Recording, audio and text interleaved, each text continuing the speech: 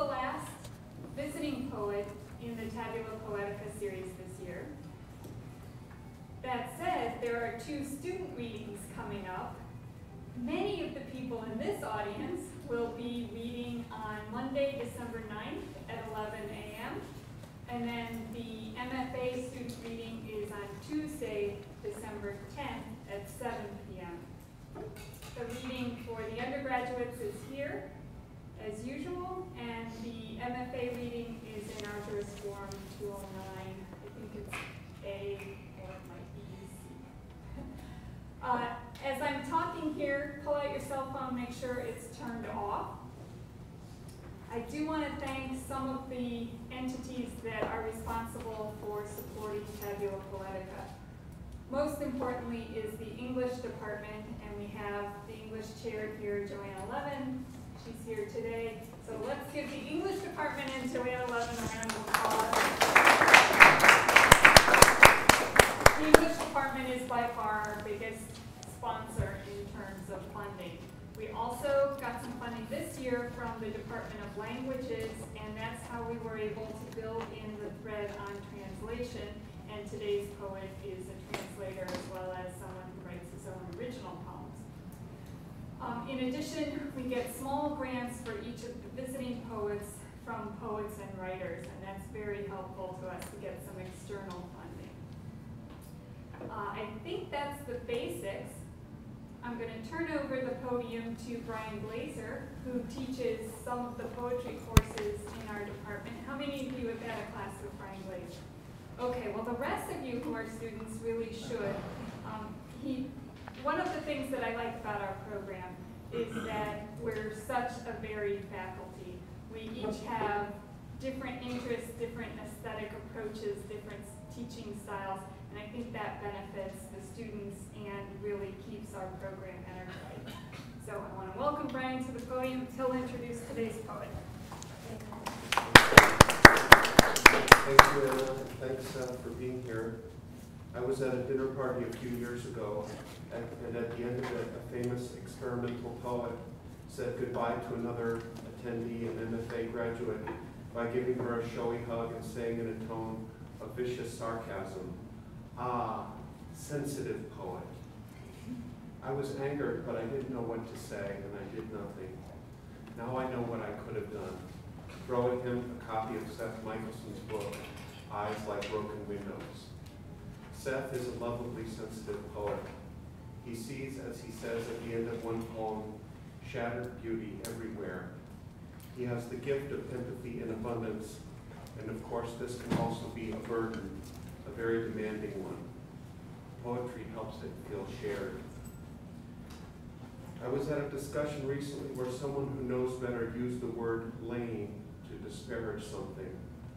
I have asked myself since, why should that word have appeal, despite its hurtful connotations? What is threatening about being lame?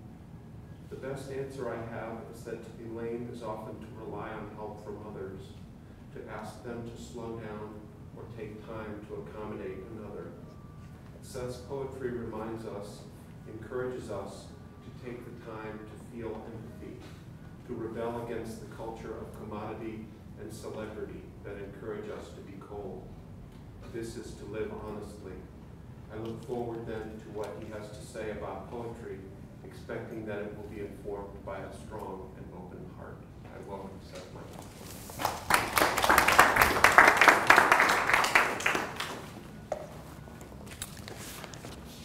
Hello, everybody. It's a joy to be here with you. Anna, thank you very much. Brian has a really thoughtful introduction. I appreciate that very much. Thank you all for being here with us. I'm going to talk a little bit today about this book. It's called El Ghetto. Does anyone speak Spanish? Spanish? A few people? Good. So we'll have a little bit of Spanish. I translated it. Here's the translation. Fought very hard for a fully bilingual edition. So you can see both texts side by side. And I'm going to read some prose about it with some poems. Scorching the reader's ear, poetry, absence, and translation. In 2002, the father of the internationally renowned Argentine poet Tamara Kamensain died. He was an older man, and he died of natural causes. Tamara was 55 years old at the time, and already the critically acclaimed and prize-winning author of 5 books of poetry and 3 books of essays on poetry. Nevertheless, in the wake of her father's death, her writing would profoundly change. More precisely, Tamara would deepen her neo-Baroque aesthetic through her engagement of a new theoretical concern, absence. Gone was her beloved father, who deeply influenced her life. Or rather, his departure paradoxically illumined his presence in her life. And in the presence of this absence, Tamara began to write about it thematically, with the resulting poetry comprising her 6th book, El Ghetto. Published in 2003, exactly 30 years after her publication of her first book, which was titled De este lado del Mediterráneo, El Ghetto inaugurates what I will call a poetics of absence. My recognition of that poetics proved of primary importance to me in understanding El Ghetto, and not only in my work to render it in English, but also in leading me to realize a nourishing ontology available through translational processes. In other words, my experience of translating Tamara's Poetics of Absence alerted me to a way of being in the world and of the world through translation. And it is this ontological richness that I'd like to share with you today, most of all. I offer it to you as a gesture of solidarity, knowing there are many writers and scholars in the room. And I offer it as a gesture of hope in our collective struggle. And I wish for my comments today to help you as a writer throughout your time here at Chapman and beyond. And I'll cross my fingers too that I may even be articulate enough to encourage you to undertake new translational projects of your own. In my case, the ontological potentiality of a translational poetics emerged from a 6-year process of translating El Ghetto into English while living in New York, Buenos Aires, and Los Angeles.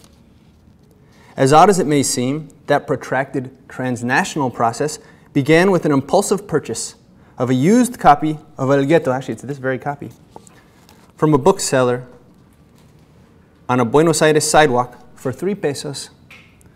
So if Tamara sees the video, I'll be in trouble. Inglorious beginning.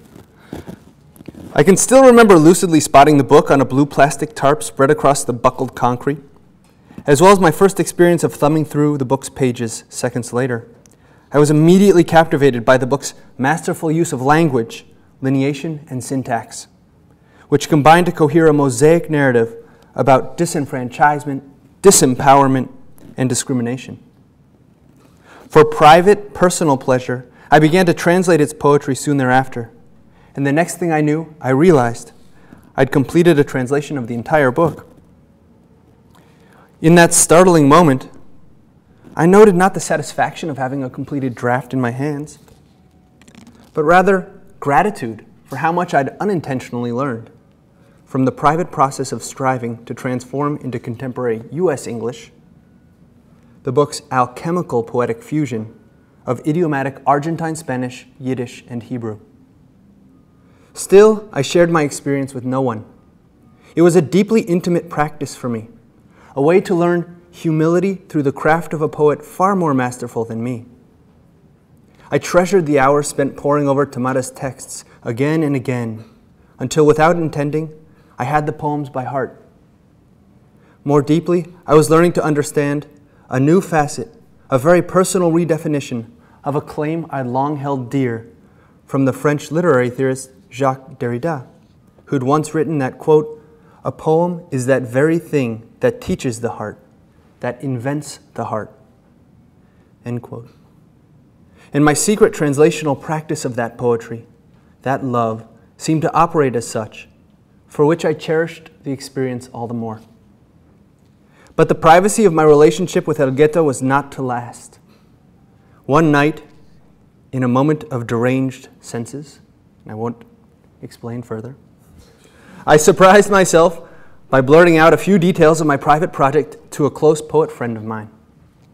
She happened to speak no Spanish, and she was tantalized by my few cryptic comments about the book and my translations. She asked to see a translation or two, and I anxiously obliged. Pandora's box was thrown wide open. Soon my translations were circulating the mail system and the internet, reaching the hands of monolingual English poets in New York, professors of feminist studies in Canada, exiled literary lions in California, and intellectuals in Argentina, Uruguay, Colombia, and elsewhere.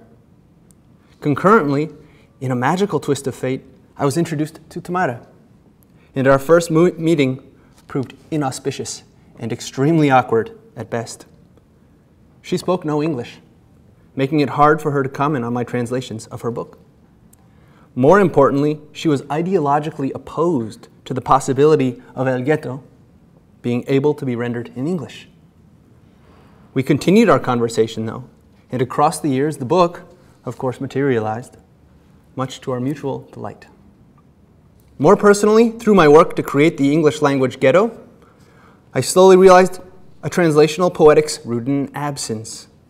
Perhaps most evidently, it emerged from the motif of El Ghetto, which is Tamara's poetic rememoration of her deceased father, Tobias Kamensain, to whom the book is dedicated. I could even argue that the very dedication in itself is exemplary of the power of a translational poetics of absence. That is, Tamara's poetic response in El Ghetto to her father's death is to innovate a poetic mode of rendering absent present, effective and influential. And this begins before one even enters the first poem of the collection. One might even claim that the book hinges upon its aforementioned dedication. In Spanish, the dedication is lineated as a couplet, and it reads, In memoriam, Tobias Kamensain. En tu apellido instalo mi ghetto. And in my English language version, I've translated that as, In memoriam, Tobias Kamensain. In your surname, I establish my ghetto. And even without my English language version, you've surely noted already how the original dedication foregrounds the primacy of translation to the book, making it a rich source for our discussion today at the Tabula Poetica. In this context, our discussion is only amplified by layering in my multilingual English language texts over Tamara's originals.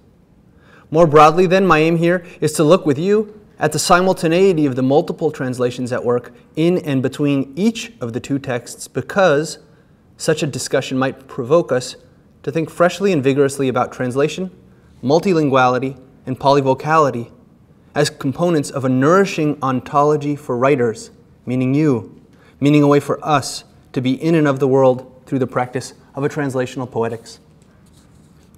In less lofty, more practical terms, I hope our time together today encourages you to try your hand at translation. According to UNESCO, translation accounts for only 2.5% of all books published in English in the UK and Ireland, for example. And of those translations, more than 75% are fiction. The numbers are allegedly lower here in the US. And all of this is just to say that there is ample room and opportunity in the world for you to experiment with translating poetry into English and vice versa. And I hope you'll consider seeking a place in the overlapping global circuits of literary translation via translational projects of your own.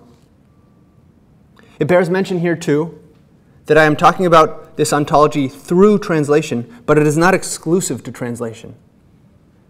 Nor is the translational poetics genre-specific, though it appeared first to me and operates most fully for me in poetry. For you, it may be otherwise. Regardless of genre, it is a mode for all of us to be. And it is available to you whenever you shift or blend registers of language within your writing, and whenever you blend etymologies, cultures, and geographies. In other words, it is a way of continuously rethinking the possibilities of language, and it opens to you wherever your language becomes self-aware of its hybrid genealogies, as well as the incommensurabilities and mutability of words. To clarify this, we might return to the aforementioned dedication in El Ghetto and notice a paradox. Its intimate, individuating language of an aggrieved daughter reckoning the death of her beloved father is also a multilingual, polyvocal, communal, and transcultural utterance. For example, Tamara begins the dedication to her father with a Latin phrase, in memoriam, thereby invoking and foregrounding the historicity of language, including its inflections across time and its continuities across culture.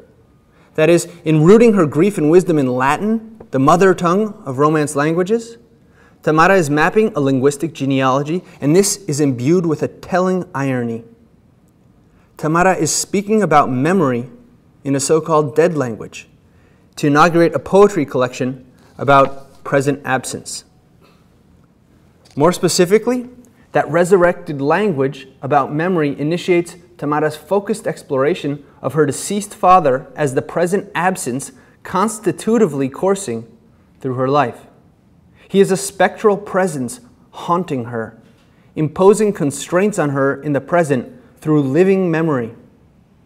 And Tamara's Latin on the subject implies a continuity of transience and the endurance of ephemera.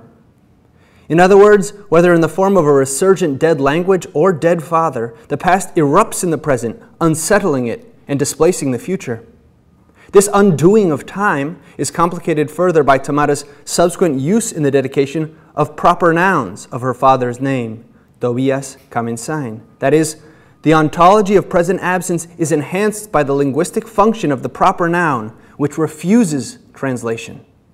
Such nouns are incontrovertible.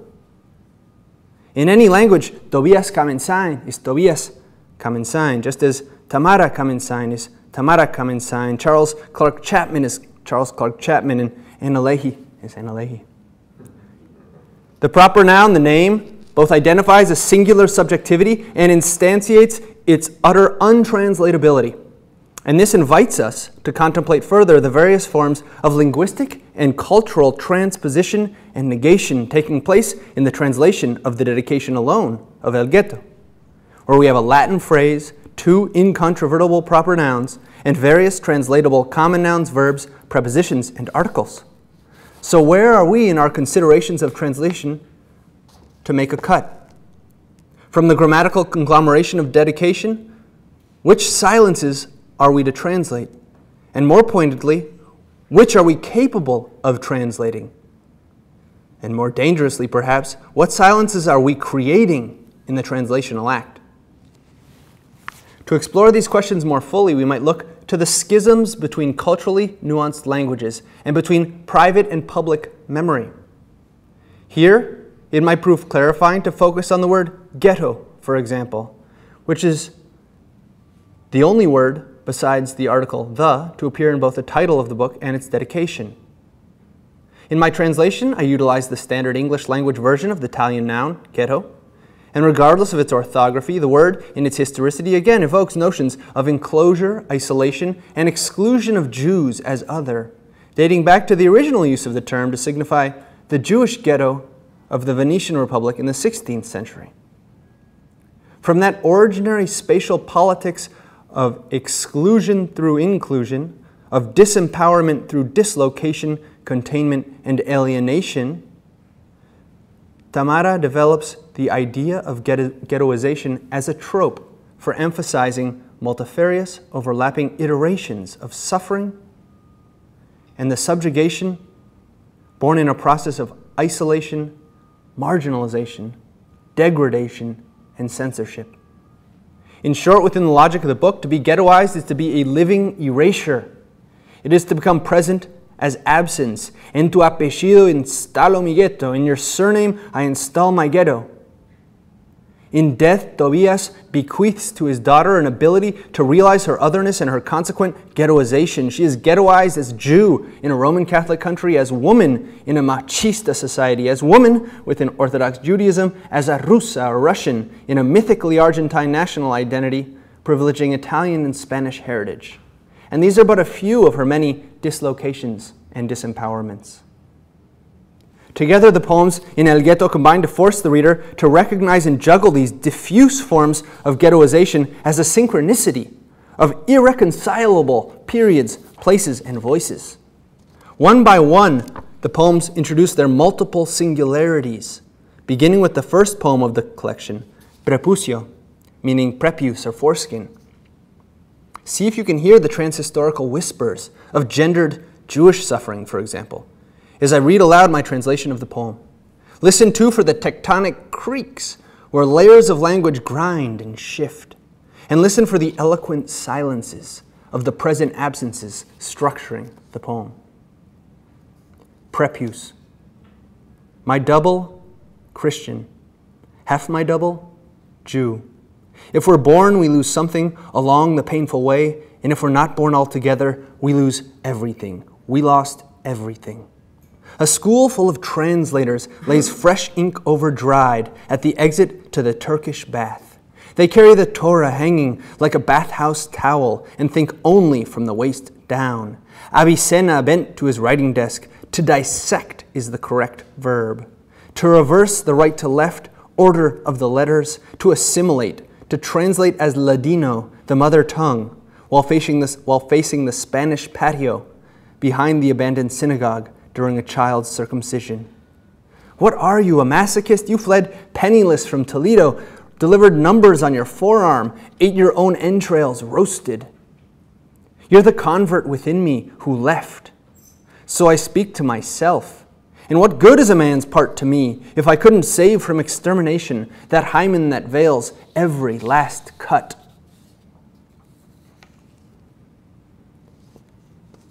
From there, that first poem, the poetry ranges across time and space, with each poem serving as a sort of border, meaning it both connects and divides.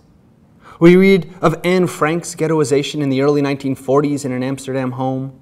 We read of the continuous deterritorialization of diasporic Jews in the Americas.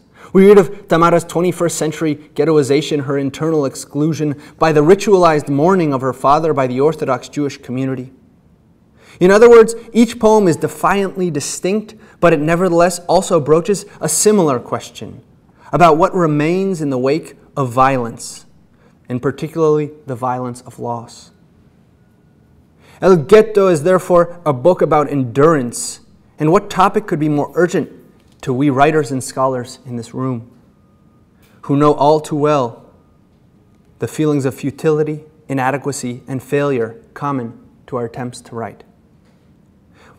More to our specific topic at hand, how is a translator of El Ghetto or other texts to identify and elucidate each varietal of absence in its individuated instantiations, let alone in the various recombinations, agglomerations, and palimpsests discoverable through the book?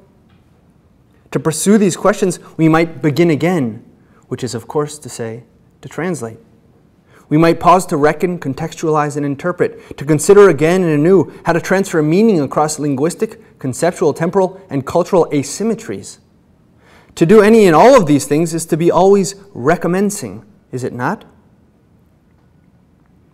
Might we therefore define the translator as she who is always already starting over, she who is perpetually beginning again to re-engage aesthetic possibility through language?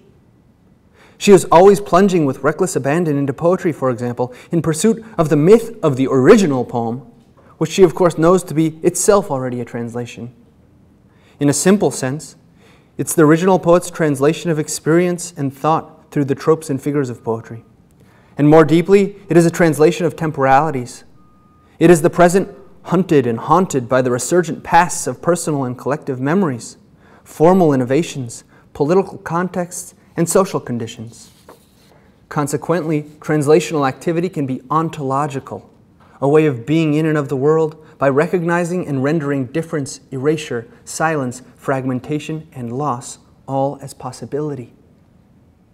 It is the power of present absence. Try to hear it in Tamara's poem, Ancestors. Ancestors. Where do they go? I go with them, descending through my children toward wherever the rolling stars are headed, as if at the hour of their birth they'd calculated a place never to be abandoned.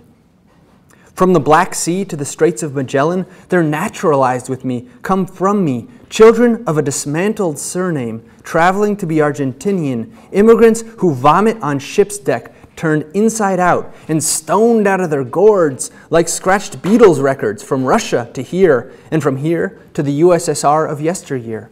They're owners of an advancing desert, great-grandparents of a void. Much as progeny might seem performers of familial identity, the translator must take another poet's language into her body until her lungs breathe its rhythm, her throat reconstitute its voice, her mouth make its music.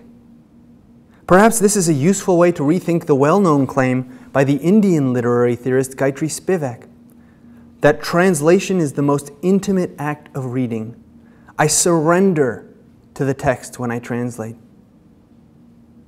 Or if we were to build upon a claim by the renowned U.S. translator of poetry, Kenneth Rexroth, one might better understand how, quote, the writer who can project himself into the exaltation of another learns much more than the craft of words.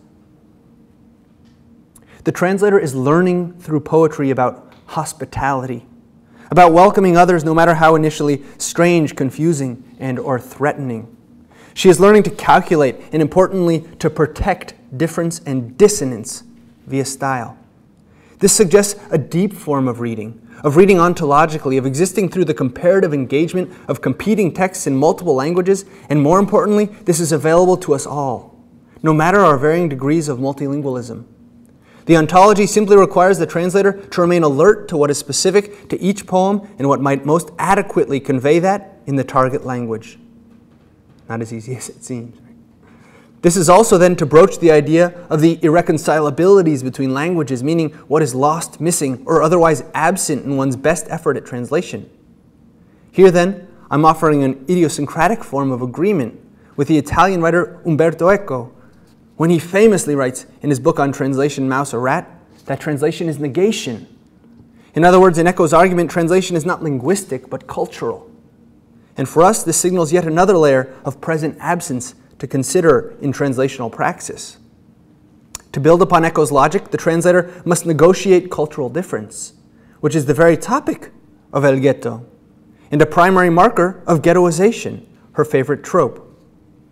And in calculating such difference, the translator must inevitably sacrifice by negation. I'd like to push this theorization one step further.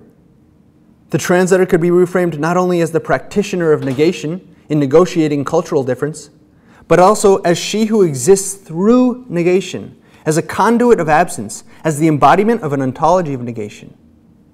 She is a carrier of present absences that become discernible in the act of translating poetry. In other words, the translator is she who speaks from the dark gaps between cultures, from the static and the slippage between language, and in the silences that resound from the complex pressures intrinsic to negation. And how does Tamara herself develop a language of present absence? How does she orchestrate a language of fractures and discontinuities in order to articulate herself as a composite of erasures, a constellation of losses that do not disdain a life of absences, but instead affirm it, even daring to praise the potential for absence to create life? Well, in practical poetic terms, she enacts this by manipulating syntax and lineation. This reminds her translators, and each poet here today, to cultivate a willingness to experiment with lineation and syntax too. And it is a reminder too to remain especially vigilant about avoiding poetic choices that might foreclose, mitigate, and or naturalize what is purposefully disturbing, erratic, fractured, and unstable. In other words, the translator needs to be sensitive herself to the unique particularities of the language of silence speaking each poem, noting how they combine in El Ghetto, for example, to detail a web of present absences comprising not only the poetry in the book, but also its ontology. Thus the poem Kaddish, for example, reveals the absences that define a Jewish daughter in her exclusion from the ritualized mourning of her dead father by the Orthodox Jewish community. And in Tamara's poem Skullcap, she suggests how a Jew, whether Martin Buber or an anonymous child, inevitably inherits a ghetto. The poem Exile enacts a Jewish woman's existential agony in realizing Jewish family to comprise the serialization of displacements and erasures. And these are but a few of the many examples, the many ghettos, that Tamara elucidates in the moment of her father's death, as founding her ontological understanding of her life. She is an emergence from a void, a convergence of absences in the present. In short, she lives present absence. Wailing Wall by Tamara Kamensain. An empty briefcase on the table keeps vigil over what remains. How now to write anything? Nothing remains but the Aleph Bet, etched into marble, noting the name and date of another world. Blind, bequeathed, illiterate, spare me from banging my head against the imposing tomb of that wall.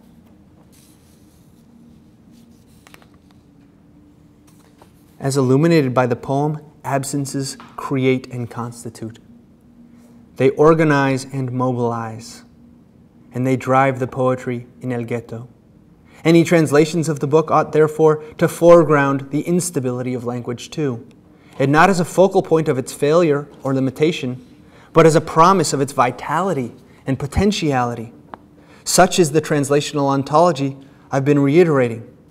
Translation signals an opportunity to actuate the self through the poetic calculation of its constituent absences. In this manner, the so-called impossibility of literary translation, right, a fashionable claim, easy one, right, becomes reconceivable as endless possibility. It's the opportunity to recombine absences into presence according to the specific computations of each original poem. In a different register, this is to realize through translational praxis the incommensurability of subjectivity and subjection. In the act of translation, one sees the deficiencies of the reified subject and the limitless potentiality of subjectivity. Here, a close reading of my translation of the poem Bar Mitzvah from El Ghetto might prove illuminating. I've translated the poem as Bar Mitzvah, using the standard English language transliteration of the Hebrew phrase. More than a double translation, my English language nomenclature for a Hebrew ceremony initiates a translational poetics foregrounding the paradox of present absence by rendering in English a Spanish language declaration of belief in the impossibility of believing. More properly, the original poem signals not the importance of belief, but the importance of an impossible striving towards belief. And this seems to me an apt description of the work of any translator. Here's the poem. Bar Mitzvah. Next year in Jerusalem, and in the meantime, the corner of Güemes and Scalabrini Ortiz, detained intermittently by the traffic signal, a permission of light ignites your ceremony. The wall I haul for you is heavy. A vision loaded on my back, the horizon signaling for us another homeland. With everyone, I push the temple to the party room on Güemes and Scalabrini, where in singing circles we celebrate your 13th. And if a looker catches my eye, I let him pass, too familiar for all the distance when a Jewish boy commits himself to the traffic jam between the country that begins with his childhood and the promised land. It's so far from me. When reflecting on the adequacy of that translation, we might begin by evaluating its articulations of present absence then. And a good place to start is in the structure of the poem. For example, present absence is introduced in the original poem and my translation by the arrangement of the title in relation to the opening two lines. Together they produce present absence not only through the denotative claims of their language, but also via the white space between and around it. The title announces a celebratory ritual, a bar mitzvah, which is immediately postponed by the declaration of a deferral that diminishes the present by wishing for, quote, next year in Jerusalem, end quote. Moreover, that deferral arrives via the break between the title and the first line and via the enjambment of the sentence comprising the first two lines. Here then, white space operates as a conduit of present absence, much as it did in the dedication to the book, where the figure of the couplet announces a claim in two lines that are permanently separated from each other by the absence between them, meaning that the silence or absence of white space forms their figural center. Before further parsing the poetry of the opening lines to the poem Bar Mitzvah, some theological context might prove helpful. First, as most of you know, a Bar Mitzvah is a Jewish coming-of-age ritual. It's a language-driven ceremony that welcomes and binds a Jewish boy at age 13 to his social and spiritual standing and duties as an adult male in the eyes of Jewish law, ethics, and belief. In a sense, then, it is an act of legibility, of the invisible child becoming translated into visible adult. Thus his participation in the ceremony confirms his presence and his belonging. But to what? In the context of this paper, one might answer that the boy is inscribed into a community of present absence. He is made visibly invisible by subjection as an adult Jewish man. In other words, the bar mitzvah boy's belonging is an ontology of erasure. He becomes visible as another specter in the community that organizes itself around a life-defining mythic promise, which is the promise of, quote, next year in Jerusalem, end quote. That phrase is a permanent postponement, an insuperable absence. In other words, it's a metaphor for the ontology of absence. It is not only a resurgence from the past in its theological wish, which I'll explain in a moment, but also a shift of the speaker's and reader's attention to the imagined future. The bar mitzvah of the poem's title becomes a placeholder for an emptied present. For the reader, the title dangles as foreshadowing of a theme to be developed later in the poem, and for the believer, the shift from the celebration of a bar mitzvah to the mantra of next year in Jerusalem signals the suspension of the present to recall a violent Jewish past and to dream its messianic perfection in the future. That is, the phrase next year in Jerusalem comes from the Passover Seder, a sacred Jewish meal reckoning the delivery of the Jews from bondage in ancient Egypt. Moreover, the phrase can be and is often evoked in other Jewish contexts as a quasi-inspirational mantra by which a Jewish believer can reassert her wish for the return of a Jewish kingdom in Jerusalem, replete with a restored temple, court, and monarch in Jerusalem. This is why the phrase is in fact even uttered in Jerusalem itself by Jews. It is an ontology, a way of being of and through implacable absence. It is to dream impossibly of celebrating the restoration of a Jewish kingdom in Jerusalem. And in the meantime, one is left with postponement, deferral. To be a Jewish adult male, then, is to exist in the present through yearning, through an agonistic, ceaseless sense of postponement. And this, too, must suffuse any adequate translation of the poem Bar Mitzvah. It is a poem of continuous ghettoization, displacement, and deterritorialization, as framed by an impossible wish for the completion of a religious teleology. In other words, the title of the poem announces a form of rendering present absence, which is then complicated by an opening sentence that reinforces the permanence and pain of such present absence. Moreover, such absence not only materializes through the intricate collage of its surface, but also through the layered depth of the language, which is as multilingual as it is multicultural. That is, one mustn't forget that the opening sentence of the poem in the Spanish language original is a translation itself from Hebrew, Lashana haba b'Yerushalayim, which in English is conventionally rendered as next year in Jerusalem. Perhaps more interestingly, especially to today's audience, you, we, possible literary translators, the word Jerusalem means the city of peace, which is a utopia, a no place, a territorial void, a present absence. And that impossible state, both as locality and mentality, as topography and ontology, is the object of the adult Jew's attention. He strives impossibly to arrive there, thereby living his ontology of absence, by pining for an unreachable horizon, an evanescent materiality. In other words, the bar mitzvah boy in the moment of his inscription into a Jewish adulthood is integrated into a system of both implacable yearning and mourning for a phantasmagorical structure. He grieves and dreams of a demolished temple in a vanished kingdom, which persists through rhetoric as a blinking presence, an irrevocable ruins, and as a future defined by erasure and shadow. And is this not also one way to understand the operative wish of a translator? Does she not strive to reproduce ephemeral structures that simultaneously dissolve in her fingers? How best to translate nuanced repetitions in an extended metaphor? How best to render a niche political tone? How best to handle rhythm when it has purposefully been wrought to clash with content? Couldn't we as translators recognize ourselves then in the struggle of the speaker of Bar Mitzvah? Don't we struggle like she to hoist, quote, the heavy vision loaded on her back? Such is our burden as translators, as bearers of a vision of present absences, which we aspire to convey to readers for whom we strive to conjure articulations of the impossible dream of realizing the utopia of translation, those futural cities of peace, verbal conduits of constellations of absence. And behind us, before us, hasn't the original poem too tried to render that present absence? Thinking the two then in juxtaposition might lead us to one way to inflect a well-known claim by the Russian modernist poet Marina Tsvetaeva that, quote, all poetry is translation in the first place, end quote.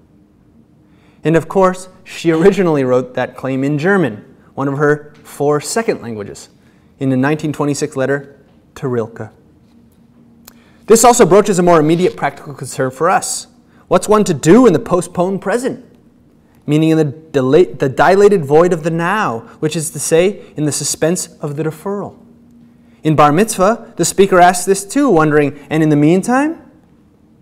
It's a temporal referent that poises us in a protracted moment at the corner of Güemes and Scalabrini Ortiz, where both the readership and the Bar Mitzvah party are detained in quotes.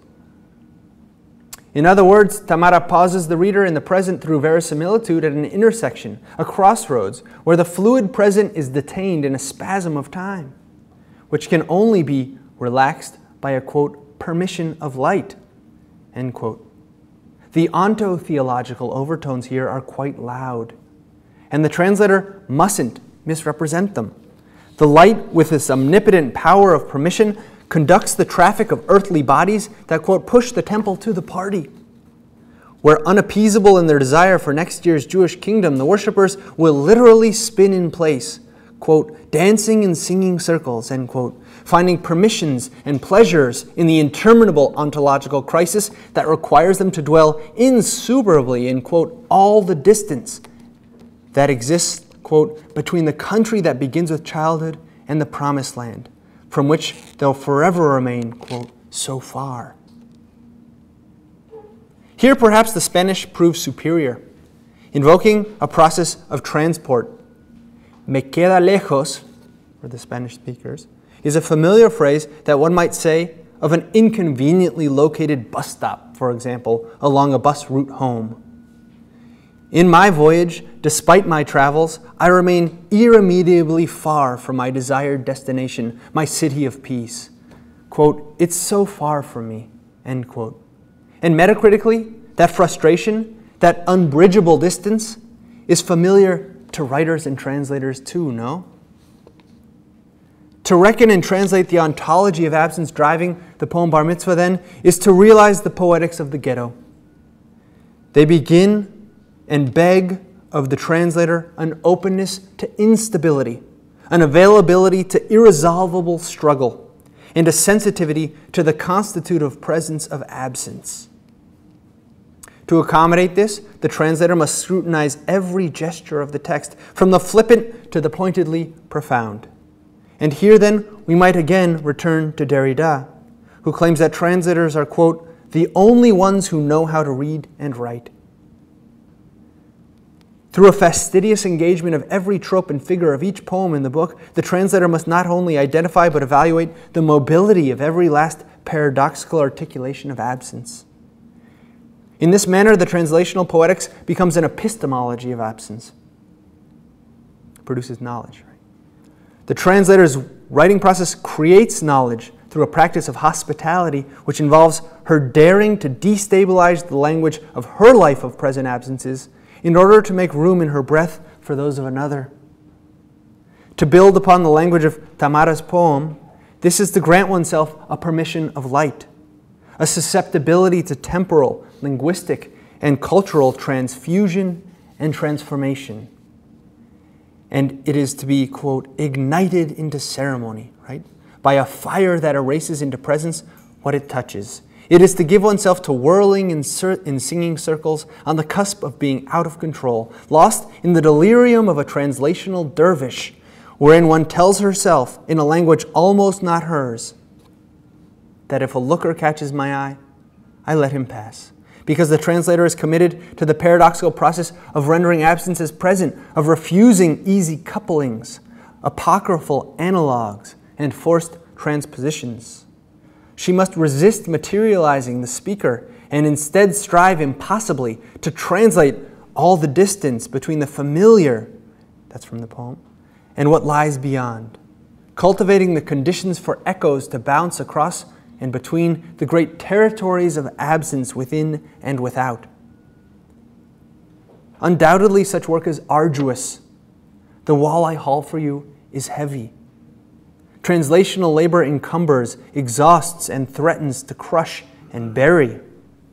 But we, you and I, writers and scholars, persist, trusting in the visions loaded on our backs. We trust in absence as possibility, in the power of glimpsing an evanescent alternative ontological configuration of the infinite truth, in acknowledging the limitless horizons that signal for us another homeland. We are here and we are other and elsewhere. We are present absence. We exist through erasure in the text and in its translations. We thereby live a translational praxis as ontology, an ontological poetics, a belief in the paradoxical striving to speak silence and present absence. And if lucky, our readers can join us. They can spot the seedlings of other flora being integrated into the frontiers of our overlapping ecosystems, which is a fancy way to say that we affect bodies. We conduct the rhythms of breathing, the tension in musculature, and we ourselves breathe in and out through poetry, translation, our voices, thereby inflected by other languages, syntaxes, prosodies, which we create through our breath and its absence, balancing what enters with what leaves, inhaling others' speech, only to empty ourselves outward in a suspended gift of being. Thank you.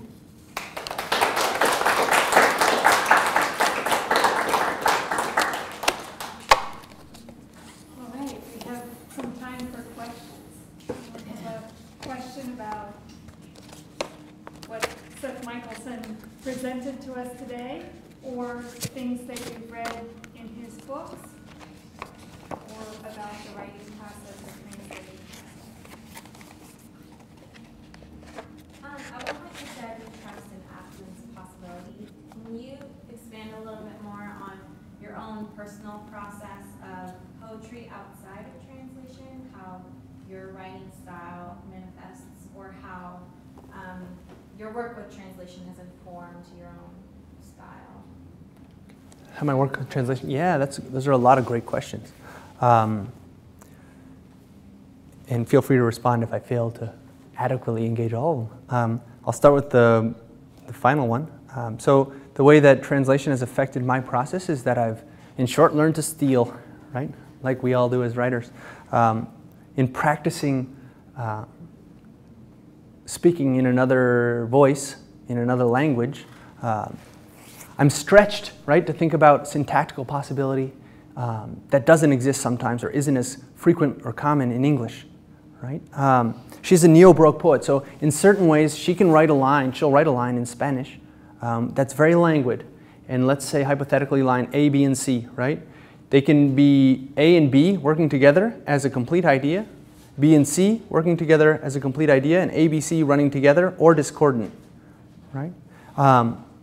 It's a lot harder to do with English language syntax and without gendered nouns and pronouns, for example, to maintain a certain sort of inflection of meaning, ambiguities, pluralities. And so I've tried sometimes to incorporate some of that into my own writing. Sometimes when I'm translating a lot too, I write more bilingually.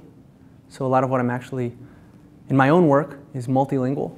And that seems to correspond with when I'm most intensely translating a book. And maybe it has to do with the fluidity of thought in multiple languages, and so it comes out that way in English. There are forms that are language and cultural, sort of cultural specific. And so sometimes I'll try to import those, and they directly sort of immediately affect my writing process in English. You know, a sonnet is different in Spanish or in English. I'll read some sonnets tonight that are bilingual. Those are a few of the ways. You know? And it's also a pleasure of keeping going, right? We all need to be reading continuously as writers. It's most of our work, right, is reading, and reading carefully. And she demands, and that's part of why I tried to enact what I practice in this essay, right? We talked a lot about the dedication, which might have been painfully slow for you. Keep going, what are we doing?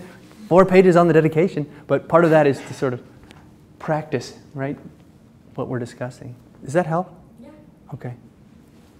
Yeah, one of the things that we've talked about in our class, in poetry class, is, or at least one of the things I reflect upon when we talk about translations, is the way the poem sounds, even without translations, just when you read it, Yeah. versus reading it with your eyes or reading it with your ears. You can get a totally different, I mean, within jamming and everything, how do you pick up on that? But when you read some of the words in Spanish, I noticed you use like an Argentine accent, which makes sense if you're in Argentina, right? But if you read it, if you read a poem in Spanish, depending on your accent, it can be a little different. Like for example, Absolutely. Like, for people who maybe don't know Spanish, my name is Smiley or Ismael, so yo me llamo Ismael in Mexican Spanish, right? Then I can say that like Spanish, yo me llamo Ismael, different than yo me llamo Ismael. Argentinian, yo me llamo Ismael. Very different, same exact reading in the poem. How do you feel that the way that you hear a poem is different than the way that maybe you read it, or is it the same, or how do you see that? Are you talking about me personally? You personally. And then reading transculturally across Spanish language poetry? Well, not just Spanish, but then you have Italian and other kinds of accents, but particularly in Spanish, because Spanish with the Latin American, and you have a big spectrum of different accents. Absolutely. That can really change the way you perceive the poetry. Absolutely. So I'm just wondering, how do you feel, most importantly to me, and I'm trying to understand, is how does the audible poem differ from what is written? And do you think, how can you bring that alive when one reads it? Superb question. So there are a million thoughts. I'm flooded. It's an inspiring question. So in most practical, superficial level for the audience, great example from Ismael, right? In Cuban Spanish, right, they clip a lot of suffixes, right? Versus Argentine Spanish, which is very fluid and melodic, right? There's a big difference, right? It's like reading a poem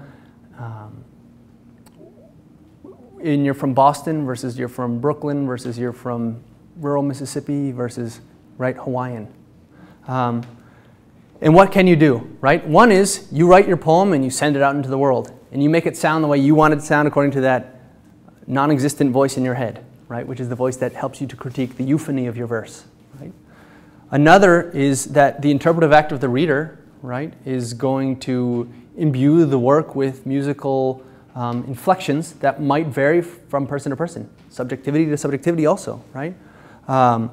There's no way to control that for your readers if you're thinking from the perspective of the writer, other than contextualization, right? This is a book from an Uruguayan author. This is a Colombian with beautiful, enunciation and crystalline Spanish. This is,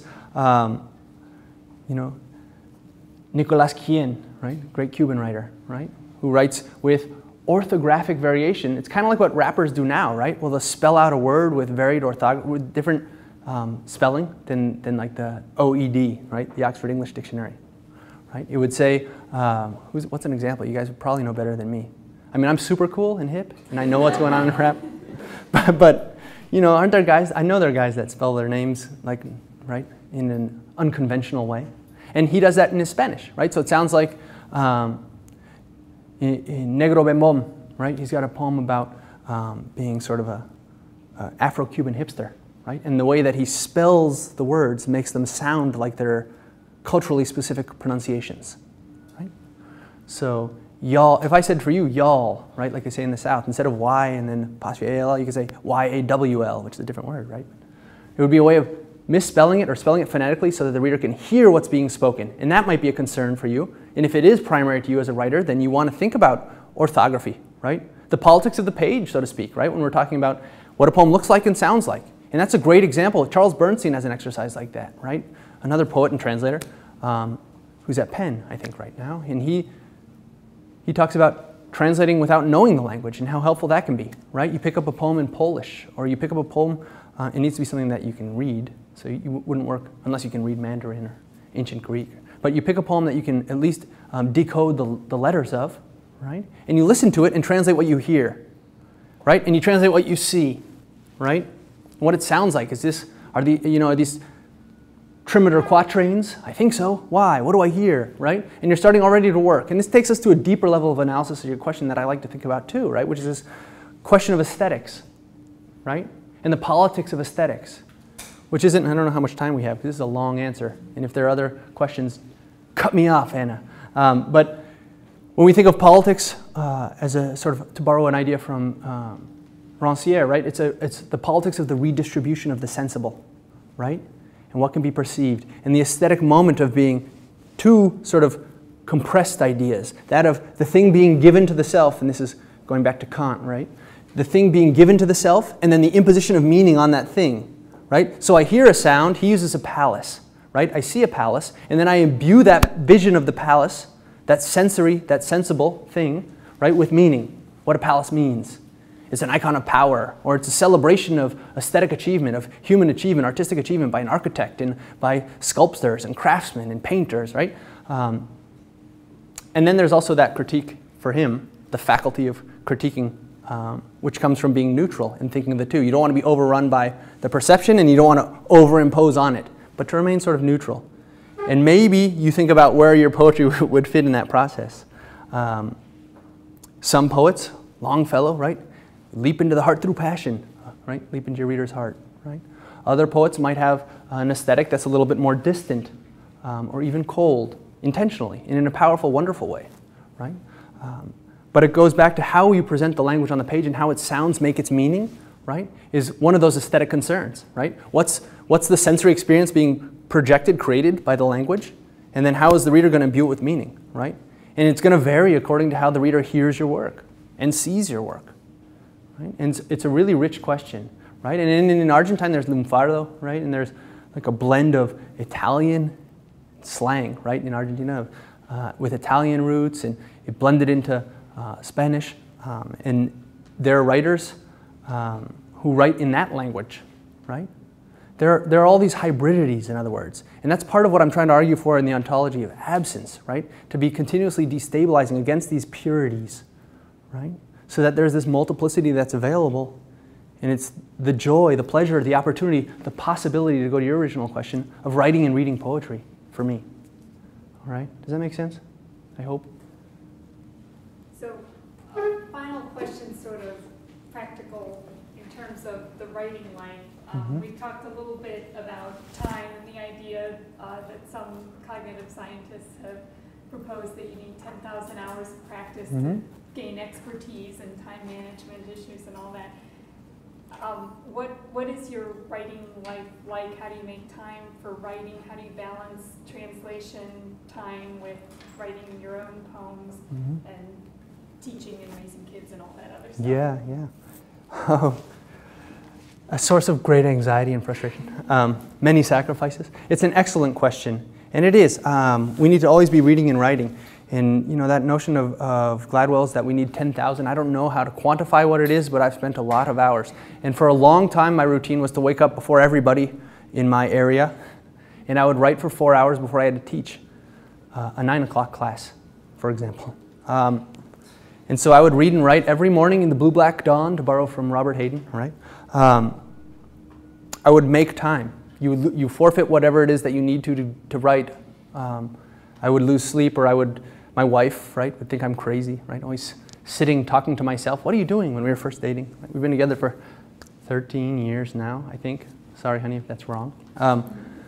But, you know, it's hard, and not everybody understands it, and say, I can't be disrupted during this time, or I can only be disrupted for an emergency, and I need it to be structured. And I would urge you all to have a routine that you stick by, at least for each semester, if not for longer durations, and find a sweet spot. I like to think, when I teach this notion of structuring writing into your life practically, right, that it's a lot like going to sleep, right? Like when you go to sleep, what do? You don't just lie down, right? Time to go to bed, and I flop down. I change my clothes, I floss, I brush my teeth, I wash my face, wash my hands, right? I put on my pajamas, I get into my bed, I read, then I get sleepy and I turn to my right side and I fold my pillow halfway over and tuck my head to the side, kiss my wife, right? The minutia of the going to bed ritual, which is a lot like the writing ritual, because it prepares my body for sleep, right? And you prepare your writing to be receptive to the possibility of writing well that day, knowing that that's likely an illusion, right? But yeah, structuring time at the same time every day if you can. The way I do it now is I work sort of like Leopardi as a model, right? Where he wrote in Italian, and in Greek, and in Latin as the 3 parts of his day. And so I try to work always on scholarship, translation, and poetry at various degrees, depending on the exigencies of deadlines. Editors sending angry emails. Where's this? Right? Oh, it's coming. The essay is in the mail. Right? Email kills us. We don't have that excuse anymore. Right? Oh, I swear I sent it. 5 times you've told me that. My email's crazy. Right? But you know, you got to make space for yourself, and you got to protect it and be vigilant about it. And if not, then don't worry. If it's not something that you want to sacrifice for, don't, because there are very few rewards. I mean, I'm not to disparage writing life. It's deeply enriching to me, and it's what I've built my life around, and I've committed a lot to it, and I've sacrificed a lot for it. But there are easier ways to live. All right. Thank you very much. Thank you guys very much. Thank you for listening.